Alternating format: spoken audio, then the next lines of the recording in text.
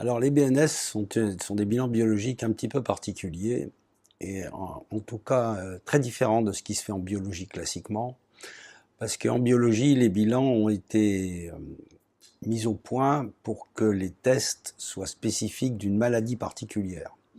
Autrement dit, on a demandé aux biologistes de mettre au point des tests spécifiques pour confirmer un diagnostic nosologique particulier. Par exemple, si vous avez un diabète, on va vous doser le sucre. Si on pense que vous avez la goutte, on va vous doser l'acide urique et ainsi de suite. Alors, cette méthode est extrêmement performante, bien sûr.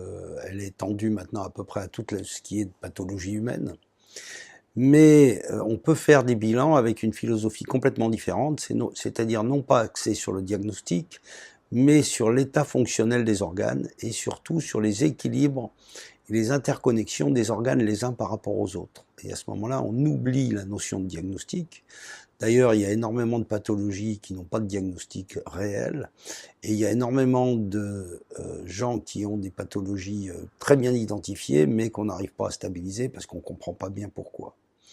Donc à ce moment-là, on va faire appel au bilan de biologie fonctionnelle qui vont nous donner une appréciation assez fine du niveau de fonctionnement des organes et puis surtout de l'interconnexion des différents systèmes entre eux.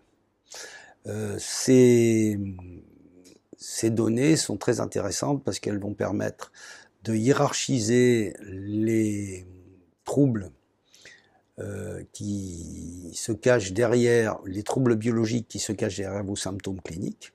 Et deuxièmement, elles vont permettre d'interroger des bases de données qui vont nous permettre de choisir des remèdes naturels spécifiques, c'est-à-dire des remèdes qui vont avoir un effet maximum, extrêmement ciblé et sans effet secondaire. Alors, ce bilan a deux parties, en fait. Il a une partie immunitaire, c'est-à-dire qu'on va essayer de voir comment le système immunitaire, qui est notre système de défense et d'identification des désordres du corps, il y a un certain nombre de paramètres qui vont nous permettre de voir où vous en êtes au niveau de vos systèmes de défense, comment les défenses se sont organisées, quels sont les points faibles, et puis ensuite il y a des tests beaucoup plus métaboliques, c'est-à-dire qui s'intéressent au fonctionnement général de vos organes, de biosynthèse et de détoxification. Et à ce moment-là, on va voir quels sont les niveaux qui sont ou en déficit ou au contraire en suractivité pathologique. Et donc de beaucoup mieux comprendre comment tout ça s'articule. En sachant que le niveau métabolique et le niveau immunitaire, bien sûr, vont interférer les uns sur les autres. Alors oui, le patient vient avec des symptômes. Alors des fois, il a un diagnostic médical classique, des fois pas. Et de toute façon, il a des symptômes. Donc on va essayer de comprendre, à travers le bilan, quel est le mécanisme qui va déclencher et entretenir ces symptômes. Donc l'origine est en sachant que il y a beaucoup de maladies où c'est pas très clair. Pour vous donner un exemple, par exemple le psoriasis, qui est une maladie de peau, en fait c'est une maladie du foie et on va mettre en évidence de graves perturbations hépatiques et tant que on n'aura pas corrigé de façon assez spécifique ces dysfonctions hépatiques, eh bien le psoriasis n'ira pas tellement mieux. C'est ce qui fait le gros échec de nos confrères dermatologues. On pourra à ce moment-là, sans toucher à la peau, faire disparaître par exemple un psoriasis. D'accord. Donc, Alors j'ajouterais que ce qui est intéressant, c'est que la biologie précède la clinique. C'est-à-dire que souvent, les gens viennent nous voir en nous disant on n'est pas trop mal, on n'a pas beaucoup de symptômes, ou même pas de symptômes du tout, mais on voudrait être sûr de continuer à aller bien. Et alors là, on leur fait un bilan et très souvent, on découvre des anomalies qui n'ont pas encore d'expression clinique et qu'il faut corriger si on veut que les patients restent en bonne santé.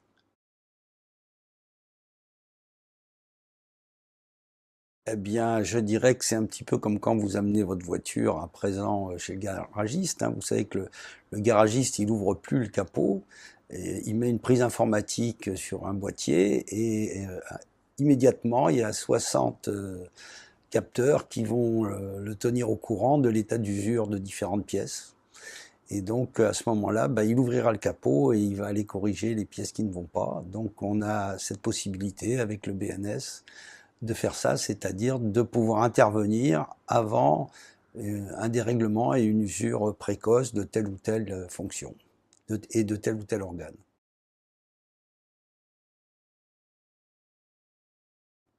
Oui, alors je dirais que bien sûr on peut en proposer à tout le monde, sauf si vraiment vous venez pour un corps au pied, je vous dirais que c'est inutile. Pour moi, il y a deux grosses indications au bilan, c'est ce qu'on appelle les maladies défectives ou les cas brouillés. Alors les maladies défectives, c'est les gens qui se sentent mal et pour laquelle le médecin n'a rien à se mettre sous la dent, c'est-à-dire il n'y a rien d'objectif, il n'y a pas de diagnostic, tous les examens classiques sont négatifs et à ce moment-là, il faut essayer de comprendre qu'est-ce qui se cache derrière ce mal-être, derrière cette fatigue, derrière cette dépression, etc. Ça, c'est les maladies défectives. Et les cas brouillés, alors c'est le contraire, c'est-à-dire c'est des gens qui ont souvent une, deux, trois maladies, beaucoup de symptômes, et puis même souvent des traitements extrêmement lourds, et qui sont très mal. Et à ce moment-là, le bilan a l'intérêt de hiérarchiser, si vous voulez, les dérèglements, et de proposer des corrections qui vont permettre, d'abord, qu'ils se sentent mieux, et puis de limiter les dégâts des thérapeutiques lourdes, et vraiment d'optimiser leur survie face à la maladie. Alors on a un petit peu de tout, on a bien sûr beaucoup de maladies génétiques, hein. Vous savez que les maladies génétiques, il y en a beaucoup, il y en a 7000 qui ont été identifiées. C'est lié à un trouble du génome, c'est-à-dire du code génétique, et ces maladies-là ne se soignent pas. Par exemple, si vous avez une mucoviscidose, votre tube digestif va mal fonctionner, vos poumons vont s'encrasser, et puis entre 20 et 30 ans, on va vous proposer une greffe de poumon. Eh bien, avec le bilan, on se rend compte qu'il y a un certain nombre de dysfonctions qui se développent en plus du déficit génétique, et le simple fait de corriger ces dysfonctions, on améliore énormément les patients et on permet d'éviter beaucoup d'antibiothérapie et on leur permet de récupérer beaucoup plus vite, donc ils vont beaucoup mieux. Donc là, si vous voulez, on n'a pas agi du tout sur la cause du problème, mais sur les conséquences qui sont souvent des conséquences en cascade et qui aggravent le cas. Alors, parmi les grandes indications, bien sûr, il y a les infections chroniques. Là, on a des déficits immunitaires. Il y a les maladies auto-immunes. C'est quand le sujet se trompe de cible, c'est-à-dire qu'il se met à attaquer ses propres organes. Et puis, il y a, pour aider les patients cancéreux, les cancérologues ont des thérapeutiques extrêmement puissantes et ciblées, mais il faut toujours penser à soigner le corps qui est derrière et à optimiser à la fois la détoxication et les systèmes de défense pour pouvoir prendre le relais quand le traitement classique sera fini. Bien sûr, alors il y a toutes les maladies de civilisation, hein. Vous savez qu'actuellement on mange pas très bien, on n'a pas forcément une somme de contraintes minimales, hein. Donc il y a des gens qui sont très souvent en burn-out, qui sont souvent dans des états dépressifs chroniques, et là les remèdes naturels bien choisis peuvent aider vraiment et permettre aux gens de récupérer, même en dehors d'un diagnostic particulier. Et ça aidera la psychothérapie qui ira plus vite, ça remontera le moral, enfin ça aura un très très bon effet sur la fatigue et sur beaucoup d'autres symptômes que la médecine classique a du mal à objectiver.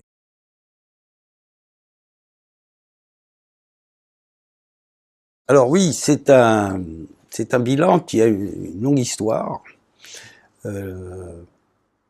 Les premiers bilans de biologie fonctionnelle ont été faits dans les années 1930 aux États-Unis par un médecin qui s'appelait Henshaw, et puis ça a été repris après en Belgique par le docteur Paul Henry, puis après en France par différentes autres équipes médicales, et évidemment, si vous voulez, on a utilisé des tests qui étaient extrêmement classiques, et puis on les a optimisés petit à petit, et puis on a utilisé des machines de plus en plus performantes, et des techniques de calcul statistique, et puis différents systèmes informatiques pour vraiment avoir un rapport signal-bruit qui soit suffisamment performant pour que les bilans soient parfaitement stables, reproductibles et quantitativement et qualitativement fiables.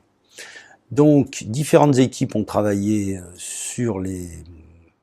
avec des techniques un petit peu différentes d'ailleurs, sur ces bilans de biologie fonctionnelle. Et pour ce qui est de notre équipe, à MyBioBox, on a maintenant plus de 120 000 bilans en mémoire et sur plus de 100 médecins utilisateurs en Europe.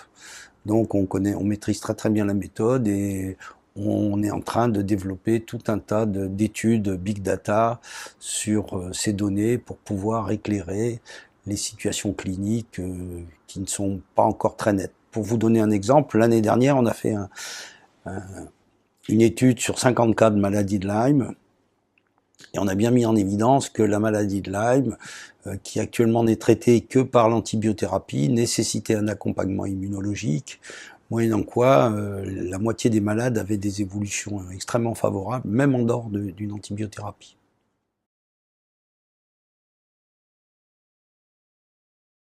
Alors il y a deux types de tests dans le bilan. Il y a des tests qui sont les tests immunitaires, qui sont des tests quantitatifs. D'ailleurs, tous ces tests quantitatifs ont été développés par l'Institut Pasteur dans les années 1970, avec des publications internationales, donc c'est absolument indiscutable. Et puis les autres tests sont des tests également assez classiques, qui ont été améliorés, et qui sont des tests de réactivité, c'est-à-dire ce ne sont pas des dosages, ce sont des tests qui vont examiner la présence ou l'absence de tel ou tel site transporteur de protéines porteuses. Ce sont des tests révélateurs de sites sur les protéines porteuses et donc d'activation ou non de telle ou telle voie métabolique. Alors ça a été très bien étudié par différents auteurs. Personnellement, nous nous appuyons beaucoup sur la matière médicale. Nous avons choisi des réactifs qui correspondaient à des physiologies extrêmement bien connues et qui se vérifiaient dans la clinique. Donc je peux dire que tous les jours, si les tests divergent, j'ai qu'à interroger mes patients et mes patients me confirment que par leurs symptômes cliniques, ça correspond à des physiologies tout à fait identifiées. Mais comment fonctionne le test en tant que tel? Vous utilisez des réactifs? Alors, c'est un test de contrainte physico-chimique, c'est-à-dire on prend un petit peu de sang sur laquelle on va éliminer les globules rouges, donc on va garder le sérum, et le sérum est dans le corps est sous forme colloïdale, c'est-à-dire c'est une espèce de mayonnaise. Et sur cette mayonnaise, on va imposer une contrainte physico-chimique calibrée et on va regarder comment elle se comporte. Et à ce moment-là, en fonction de son mode d'action, en fonction du mode d'action, la présence ou non de telle ou telle protéine et de tel ou tel site sur les protéines va donner des réactions différentes. Et ces réactions différentes correspondent aux troubles bien identifiés dans les matières médicales. Donc on a vraiment une corrélation biologie et clinique qui est tout à fait satisfaisante. Alors on travaille sur ces bilans depuis très longtemps. Disons que notre équipe a commencé à travailler en 1998 et elle s'est progressivement étoffée. Le nombre de tests utilisés a été très important. On a fait jusqu'à plus de 50 tests différents. Et puis finalement, on s'est rendu compte que plus on avait d'informations, moins on les utilisait. Donc on a essayé de trouver un bon rapport entre le nombre de signaux recherchés et l'interprétation utile qu'on pouvait en faire. Et donc on s'est limité maintenant à un petit nombre de réactifs, mais de très très haute signification. Ce qui fait que maintenant on peut apprendre la méthode assez facilement. Et on peut être très précis, les réactifs sont très très bien connus et correspondent à des physiologies bien identifiées. Alors ce qui est très intéressant, contrairement aux tests classiques, c'est que les tests classiques, chaque test a une signification unique. C'est-à-dire, si vous avez de l'acide urique, ben, on sait que vous avez un trouble du métabolisme des purines à un bout ou à l'autre de la chaîne. Nos tests sont des tests qui explorent plusieurs régulations, donc il va falloir, c'est pour ça qu'on fait un ensemble de tests, c'est-à-dire chaque test va éclairer l'autre. Et donc, c'est pour ça que c'est assez difficile en fait de le lire de façon classique, c'est pour ça qu'on demande à l'ordinateur de le lire, et on demande au système expert de l'ordinateur d'analyser et de comparer les tests les uns par rapport aux autres pour beaucoup mieux identifier à quel niveau de fonctionnement en est le patient. C'est un petit peu comme le marin qui est au large de la côte, hein, il prend un relèvement, alors il va savoir qu'il est à tel relèvement d'un amer, mais s'il n'en prend pas 2 ou 3 autres, il ne saura pas exactement où il est sur la carte. Donc là, le fait de multiplier les tests et de les comparer les uns aux autres permet d'être beaucoup plus précis au niveau du diagnostic.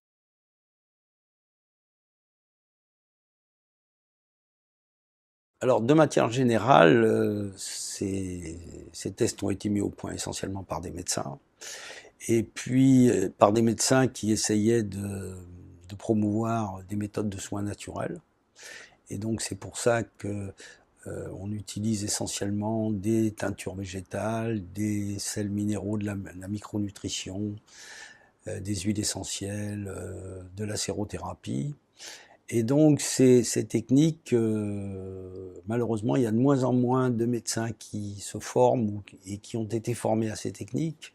La plupart sont partis à la retraite, donc la relève a été prise par toute une population de professionnels de santé, essentiellement des paramédicaux, des ostéopathes, des naturopathes, des infirmiers, et tout un tas de gens qui, de près ou de loin, s'occupaient de la santé, mais surtout sur son aspect fonctionnel, c'est-à-dire sans s'attaquer à des maladies bien classiquement définies, mais surtout pour essayer de mieux comprendre les niveaux de fonctionnement du patient et de les optimiser. Alors, c'est une révolution parce que c'est une autre philosophie de la médecine. Et c'est une révolution parce qu'en fait, la médecine, actuellement, on peut considérer qu'elle a atteint ses limites, elle est dans une impasse. La médecine dite moderne est une médecine qui s'est structurée sur la notion de diagnostic nosologique, c'est-à-dire sur le nom de la maladie, et il y a de plus en plus de patients qui sont extrêmement déçus de cette façon de faire, dans la mesure où le fait de nommer la maladie ne résout pas tous les problèmes, d'autant plus qu'il y a énormément de situations particulières qui ne sont pas forcément prises en compte, et il y a énormément de maladies pour lesquelles on n'a pas du tout la possibilité de définir de quelle maladie il s'agit. Là, nous avons volontairement décidé de sauter cette étape du diagnostic nosologique et de relier directement par la biologie et la thérapeutique le symptôme clinique et biologique et la thérapeutique qui leur est spécifique. Donc autrement dit, nous avons des traitements physiologiques qui corrigent les mécanismes qui sous-tendent les symptômes, ceci quelle que soit la maladie auquel on va s'adresser. Ce qui est très intéressant d'ailleurs parce qu'on va pouvoir utiliser le même traitement pour des gens qui ont des maladies cliniquement différentes, et de même avec des gens qui ont des maladies identiques, on pourra utiliser des traitements différents. Mais à chaque fois, ça sera le meilleur traitement pour optimiser les régulations et pour améliorer l'état clinique du patient. Donc on passe, si vous voulez, d'une notion d'un traitement au menu à un traitement à la carte.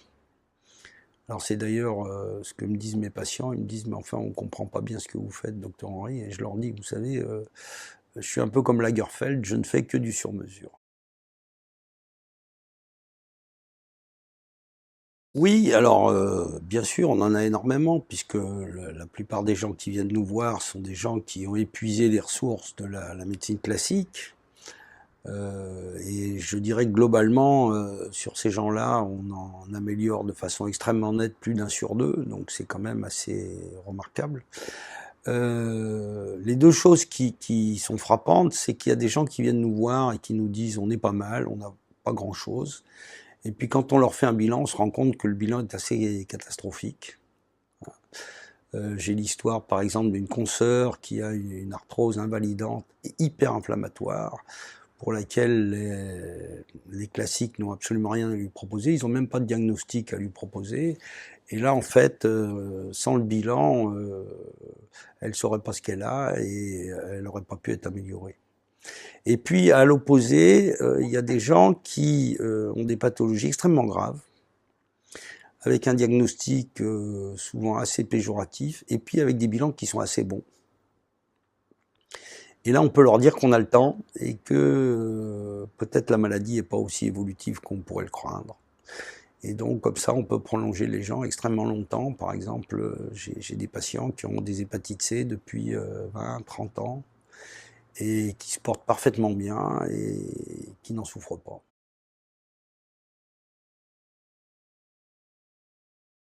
Disons qu'on va apporter une autre vision des choses.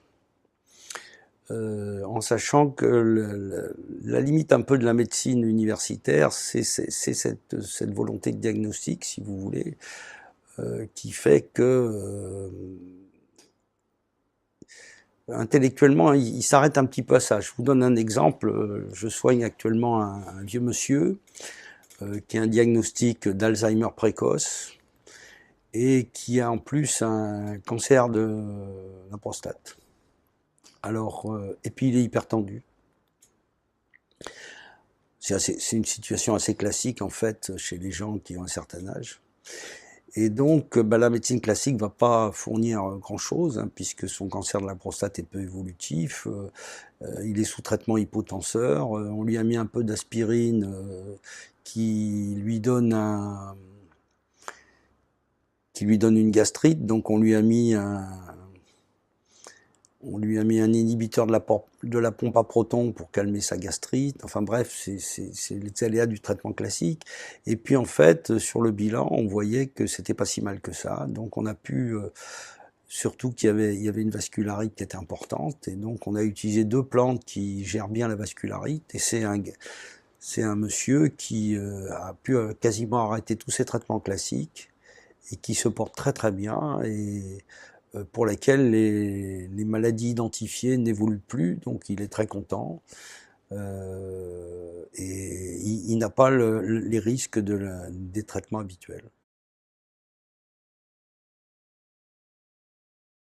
Alors nous avons une base de données, si vous voulez, donc la méthode va permettre de compiler des bases de données. Ces bases de données reposent sur à peu près 120 plantes de base, qui sont soit des bourgeons, qui sont soit des teintures végétales diverses et variées, essentiellement quand même des labiers, des composés, des oléacées, enfin des grandes plantes médicinales. Et puis on a également quelques huiles essentielles pour les situations de blocage où il faut amener beaucoup d'énergie et où il faut avoir un impact local tout à fait net. Et à ce moment-là, on va utiliser les essences localement, Loco Dolenti, avec souvent un très très bon effet.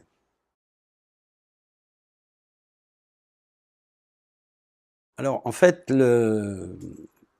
l'intérêt du BNS, c'est d'essayer de qualifier ce dont tout le monde parle, mais dont peu de gens ont bien précisé ce que c'était la notion de terrain. Hein, tout le monde parle, j'ai pas un bon terrain, mon terrain va pas, il faut traiter le terrain, etc. Voilà, donc on s'est dit, nous qui connaissons bien la biologie fonctionnelle, est-ce que nous pouvons pas vraiment quantifier cette notion de terrain? Et donc, nous sommes appuyés sur toutes les recherches qui ont été faites depuis longtemps, et l'idéal étant de trouver un modèle qui était admis un peu par tout le monde, et de voir comment on allait travailler ce modèle. Alors le modèle en Occident, qui est le plus simple et le mieux connu, c'est le modèle hippocratique, c'est-à-dire de considérer que les gens évoluent avec des symptômes qui sont soit secs, soit humides, soit chaud, c'est-à-dire inflammatoire, ou froid, c'est-à-dire dégénératif. Et donc, on travaille sur un modèle qui vise à situer les symptômes du patient, les dysfonctions du patient, entre ces quatre pôles, si vous voulez, ces 4 points cardinaux, et à partir de là, de voir où il en est et vers quoi il évolue. Donc, le bilan est rendu avec une espèce de rose des vents, dans laquelle on va situer vos risques par rapport aux dysfonctions organiques et par rapport à cette évolution à la fois inflammatoire, chaud-froid, et sécheresse et œdème, c'est-à-dire la quantité d'eau disponible au sein des tissus. Alors c'est très intéressant parce que ça va nous donner ça va nous permettre de quantifier l'ensemble des données et puis surtout de voir vers quel type de dégradation de terrain vous risquez d'évoluer et dans quel sens on a intérêt à orienter l'ensemble de nos thérapeutiques. On cartographie les régulations de votre corps et l'état actuel de votre terrain et les risques de décompensation éventuels. Alors une petite phrase de fin, je dirais que cette biologie-là a changé ma pratique, bien sûr, elle a changé ma vie, ma vue sur le monde médical et sur le monde en général, et donc c'est ce que je souhaite à tous mes confrères. Donc quelle que soit votre formation de base, n'hésitez pas de venir nous voir, nous serons ravis de partager nos connaissances avec vous et vous verrez que vous en serez très heureux et que vos patients en seront encore plus contents.